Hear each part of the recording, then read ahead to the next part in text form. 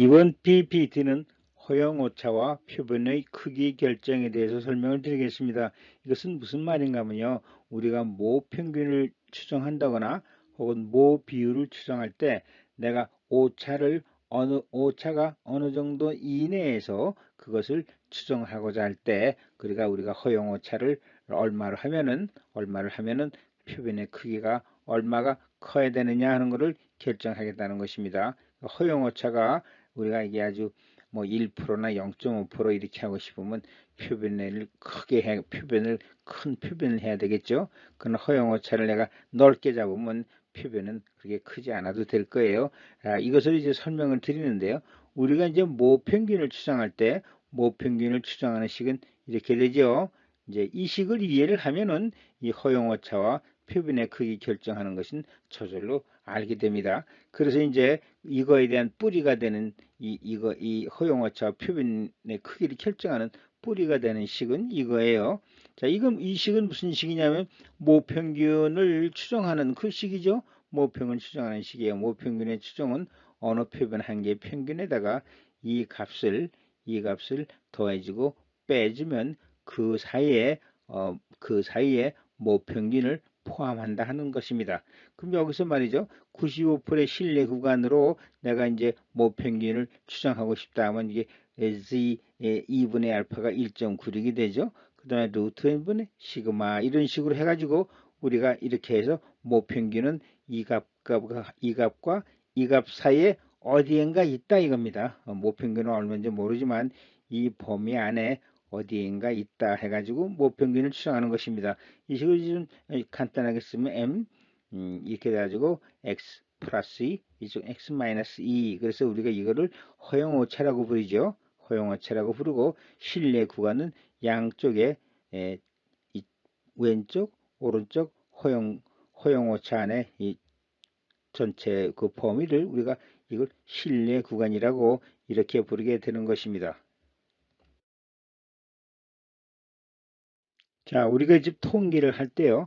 뭐 이런 모평균을 구한다거나 어떤 허용 오차 안에서 모평균을 추정하거나 이런 거 할 때는요. 어떻게 되죠? 표본 한 개를 가지고 합니다. 표본 10개를 가지거나 100개를 가지고 하는 게 아니에요. 표본 한 개를 가지고 합니다. 그럼 이제 우리가 이제 모평균의 추정이라든가 통계에서 우리가 뵀지만 뭐이그 표본의 크기가 30 미만일 때하고 30 이상일 때하고 이렇게 하죠. 표변의 크기가 작을 때와 클 때 이 두 가지를 우리가 하죠. 그 두 가지의 경우만 가지고 합니다. 그러면 이제 우리가 표변의 크기가 30 미만이고 이게 표변의 크기가 작다 할 때 보통 30이죠. 그럼 표변의 크기가 크다 할 때는 30 이상. 이 크기라는 게 뭐죠? 이건 표본 안에 들어있는 원소의 개수, 표본 안에 한 개의 표본 안에 있는 데이터 수를 얘기하는 거예요. 이건요. 표본의 크기라는 건 표본 한 개에 들어있는 데이터의 수예요. 이것이 이제 30 미만이고 이런 경우 우리가 어떻게 해야 되죠? 모집단의 표준 편차를 알아야 돼요. 이런 경우에는 모집단의 표본의 크기가 30 미만이면 모집단의 표준 편차를 알 때의 경우입니다. 이거 모를 때로 하면 이거는 여러분이 고등학교에서는 잘 안 배우실 거예요. 표본의 크기가 30 미만일 때는 모집단의 표준 편차를 알 때 이렇게 해가지고 배우고 문제가 나옵니다. 자, 그러면 이런 경우에 이제 표본의 크기를 정한다는 것은 말이죠. 얼마의 신뢰도에서 그렇죠? 신뢰도가 먼저 나와줘야 되고 또 허용오차가 얼마 나온다. 이것이 이제 나와줘야 돼요. 그것이 이제 나와야지 이것이 계산이 되거든요. 얼마의 신뢰도를 주어지고 허용오차가 얼마다 이게 주어져야 돼요. 여기에 이제 표준 편차가 나오는 것입니다. 그래서 이렇게 계산을 하는데 우리가 여기서 이제 이 식은 똑같은 식이에요. 자, 이렇게 돼 있죠? 그럼 여기서 g 알파분의 2분의 알파라는 건 1 마이너스 신뢰도 나누기 2 이렇게 돼. 신뢰도가 95% 99% 이거죠. 여기서 이제 이 부분이 알파예요. 이 부분이 알파인데 알파를 2로 나누는 거. 이것이 이제 이 값이죠. 이 값은 어디서 나오는 값이죠? 확률 밀도 함수에서 이 값이 나오는 거죠. 그래서 이렇게 모평균을 추정하는 거예요. 이 값하고 이 값 사이에 이게 표본의 크기가 30 미만이니까 이건 이런 경우에는 이제 모집단의 표준 편차를 안다는 얘기, 알고 있을 때의 경우에 우리가 계산이 되죠. 그럼 여기서 우리가 이 값이 우리가 허용 오차라고 그랬어요. 허용 오차. 그럼 내가 허용 오차가 이 무슨 평균을 구하는데 허용 오차를 5 이렇게 3 이하로 하고 두고 싶다 이렇게 이게 이제 정하는 거죠. 정할 때 이 n값이 얼마느냐 이렇게 나오는 것이에요. 그럼 이 식에서 그대로 이것이 2예요. 이것이 허용 오차예요. 그럼 이 식은 허용 오차는 이렇게 되죠. 허용 오차는 g 2분의 알파 로트 n분의 a 그냥 이 식이에요. 이 식이에요. 그냥 이렇게 되니까 여기서 이거를 우리가 n으로 풀면 이거는 어떻게 되죠? n은 2분의 g 2분의 알파 그 다음에 시그마의 자성이 이렇게 되잖아요. 이렇게 되죠. 이거보다 크면 되죠. 이거보다 이 n값보다 이 콜보다 크면 이 값이 허용오차가 그 안에 들어가니까 작아지니까 그냥 이런 식이 되는 거예요. 근데 이건 특별하게 생각할 것이 없이 이 식에서 그냥 이 식을 여기를 2라고 놓고서 이렇게 계산하는 것 뿐이에요. 그래서 이거 허용오차 그거보다 작아지려면 n값이 더 커지면 되죠. 그 다음에 이제 이거는 이거 우리가 실내 구간을 W라고 하면 W는 이제 2니까 여기다가 W면 2가 2분의 W죠. 2분의 W를 대입하면 W는 2 곱하기 해서 이 식이 나오는 것입니다. 그러니까 여기서 그냥 이 식이 나와가지고 그대로 그 표본의 크기 n값을 표본 한 개의 원소가 몇 개 들어있느냐, 그 데이터를 몇 개를 만들어야 되느냐, 그것이 그냥 수식으로 계산되는 것 뿐이에요. 그러니까 여러분 이거 이해만 하시면 돼요. 이게 허용오차구나. 이게 허용오차니까 이게 허용오차가 이렇게 되는데 허용오차가 이거보다 작아지려면 n이 이거보다 커지면 되죠. 이 거로보다 n이 커지면 허용오차가 작아지니까 그냥 이 식이 되는 거예요. 이거는 하나도 어려운 게 아니고 그냥 이해만 하시면 됩니다.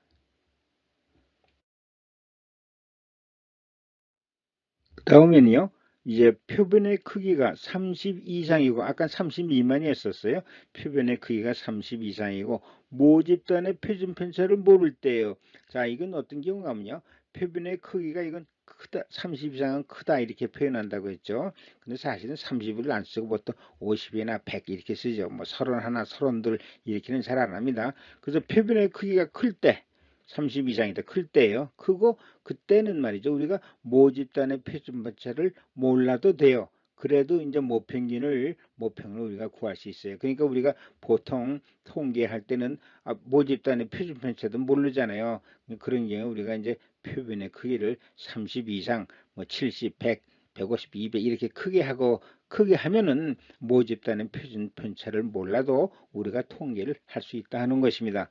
그럼 우리가 표변의 크기를 정할 때 똑같아요. 신뢰도가 있어야 되고 그 다음에 이제 이게 허용오차라는 건 이 식인데 허용오차의 식은 신뢰도가 있어야 되고 그 다음에 표변의 크기가 있어야 되고 표준 편차가 있어야 되는데 우리가 표변의 크기가 30 이상이면 50, 100, 200 이렇게 되면은 모집단의 표준 편차 대신에 지금 하나 이 표변이 있죠. 이 표변에서 계산된 표준 편차 값을 넣어도 된다 하는 얘기입니다. 이건 이제 먼저 설명을 드렸어요. 그러니까 이게 그래서 우리가 중요한 건 표변의 크기가 크면 30 이상이면 예를 들어서 50, 100 이렇게 크면은 그때는 모집단의 표준 편차를 몰라도 여기에다가 이 표변이죠. 이 표변의 이건 평균이고 그 표변의 표준 편차를 넣어도 된다 하는 얘기입니다. 이건 표변의 표준 편차지요.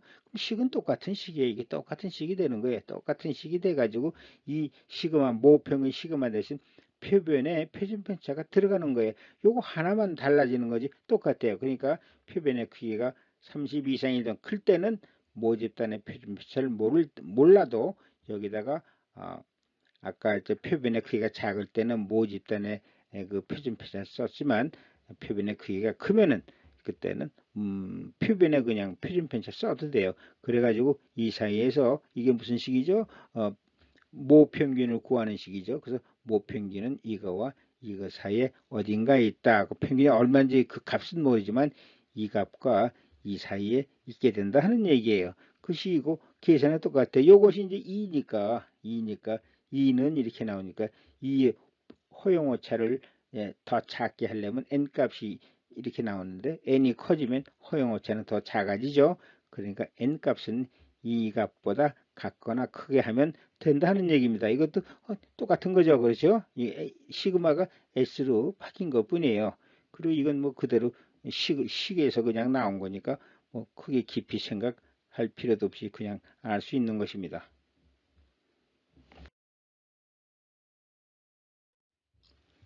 그 다음에는요, 우리가 이제 모비율이라고 했죠. 뭐 찬성하는 비율, 반대하는 비율, 좋아하는 비율, 싫어하는 비율, 그 남자의 비율, 그 다음에 남자 아닌 비율, 이렇게 두 가지로 나오는 거라고 했죠. 좀 모비율이라는 건 마치 이항 정리하듯이, 이항 확률하듯이 모비율이라는 건 좋아하는 비율, 그 다음 좋아하지 않는 비율, 둘 중에 하나예요. 찬성하는 비율, 찬성하지 않는 비율. 뭐 남자의 비율, 남자 아닌 비율, 그 두 가지로만 나오죠. 자, 이런 이제 모비율을 추정을 할 때 우리가 이제 일반적으로 모비율은 모르잖아요. 모르고 해야지. 모비율을 알면 모비율 추정하는 게 의미가 없죠. 그 모비율을 모를 때예요. 모비율을 모를 때는 아까 먼저 마찬가지로 평균 구할 때 마찬가지로 그때는 표변을 크게 해야 돼요. 표변을 크게 해야죠. 표변을 크게 하면은 그다음 이제 모비율을 추정할 수 있어요. 이 똑같은 식이에요. 이게 이제 모비율 추정하는 식이죠. 여기서 아까 뭐 평균 구할 때 여기 x 바 해가지고 표변의 평균이 나오고 여기 이 식이 이렇게 됐는데 똑같이 여기서는 말이죠. 뭐 평균 구할 때는 루트 n분의 시그마 혹은 루트 n분의 s 이렇게 나오잖아요. 그 뭐야 표변의 크기가 크면 루트 n분의 s 이렇게 나오는데 모비율을 추정하는 건 모비율을 모르니까요. 표변을 크게 만들어야 돼요. 표변을 크게 만들고 여기서 우리가 그 모비율의 그 표준 오차 평균할 때는 루트 n분의 시그마 하지만 그때는 이제 비율을 할 때는 이런 식이 된다고 했죠. 이런 식으로 되고 여기 p가 들어가는데 모비율이 들어가는데 우리가 모비율을 모르니까 이때는 표변을 크게 하고 큰 표변을 하고 그때 표변에 비율 값을 넣으면 된다고 했죠. 그래서 이런 식이 되는 것이에요. 이런 식이. 그렇게 여기서 중요한 건 이게 표변의 비율 값이 여기 원칙으로는 표변에 작을 때는 여기 모비율이 들어가야 p 값이 들어가야 되는데 이거 모를 때는 우리가 표변을 크게 하고 여기에다가 표변의 비율 값을 넣어도 된다는 얘기입니다. 그래서 이 식이 만들어지는 거예요. 그러니까 모비율을 추정할 때, 모비율을 모를 때, 혹은 먼저 경은 모집단의 표준 편차를 모를 때는요, 크기가 큰 표변을 써가지고 그거 가지고 거기다가 그 큰 표변의 표준 편차를 쓰든 큰 표변의 그 비율을 쓰든 이렇게 하면 되는 거예요. 그것만 구별하시면 돼요. 그럼 이것이 똑같은 식이에요. 여기 루트 n분의 시그마 대신 이 모비율 추정할 때는 이 표준 오차라고 하죠. 표준 오차 식이 이렇게 되는 거예요. 그 다음에 이제 이 전체가 허용 오차가 되는 거고요. 허용 오차가 되는 거예요. 이게 이 값이니까 2는 이렇게 해야지 2는 g 2분의 알파 루트 n분의 p 햇 1 마이너스 p 햇 루트 이렇게 되는 거예요. 그냥 이 식이 일로 온 것 뿐이에요. 그 다음에 이제 이걸 줄이기 이 이하가 되기 위해서는 허용오차가 이 이하가 되기 위해서는 그 이내가 되기 위해서는 n 값이 이 값보다 커지면 되죠. 그래서 n 값이 이 식이 다시 이렇게 되는 거죠. n은 g a분의 2분의 알파 2분의 루트 차성근 이 식이 이렇게 변환된 거니까 이 식이 이렇게 쓰면 되죠.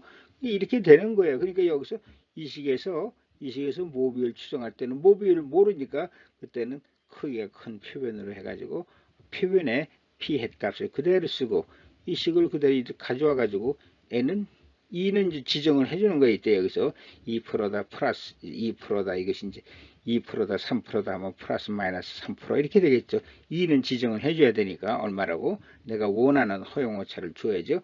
플러스 마이너스 3%다 하면 이게 플러스 마이너스 3%니까 여기서는 3%가 되겠죠. 3이 들어가고 이식해가지고 그 다음에 이렇게 해서 이 n이 그거보다 크게 나오면 된다는 것입니다. 그 다음에 여기서 이건 마찬가지 이건 실내 구간으로 쓰면은 w에 2가 들어가는 거죠. 이게 2가 2분의 w니까 2가 2분의 w니까 이렇게 돼가지고 그냥 이 식이 나오는 것 뿐이에요.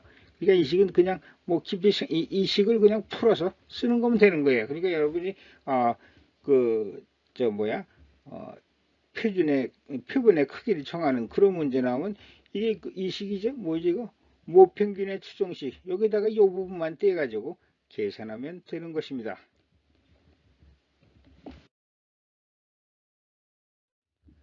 우리가 이제 어떤 허용오차 범위 안에서 표본의 크기를 구할 때 말이죠. 모평균에 대해서 구할 때 말이죠. 모평균을 어느 허용오차 인해서 구할 때 그 표본의 크기를 얼마로 해야 되느냐 그런 문제의 경우는요. 일반적으로 이제 표본 이 샘플의 크기는 최소 30 이상으로 한다 이거예요. 왜냐하면 보통 모집단의 표준 편차를 모르므로 그렇죠. 모집단의 표준 편차를 알면은 30 미만이라도 되는데 대부분의 경우는 모르잖아요. 모집단의 그 평균도 모르고 표준 편차도 모르고 이러는 경우니까 이런 때는요. 표본의 크기를 구할 때는 일반적으로 표본 샘플의 표본의 크기는 최소 30 이상으로 한다. 사실 31, 32 이게 아니라 뭐 70, 100, 200 이렇게 정도 충분히 크게 해야죠. 그 다음에 이제 표본의 크기를 구할 때 모평균의 경우에는 모평균은 모르잖아요. 그러니까 여기다 일반적으로 표본의 크기는 크게 해야 되죠. 크게 해야 돼요. 모평균을 모르니까. 여기서는 이제 모집단의 표준 표치를 모를 때 이제 표본을 크게 하고 여기서는 모평균을 모르니까 모평균을 구하는 거니까 모평균을 모르니까 샘플의 크기는 한 최소 100 이상으로 잡아야 된다는 얘기예요. 모평균의 평균을 모르니까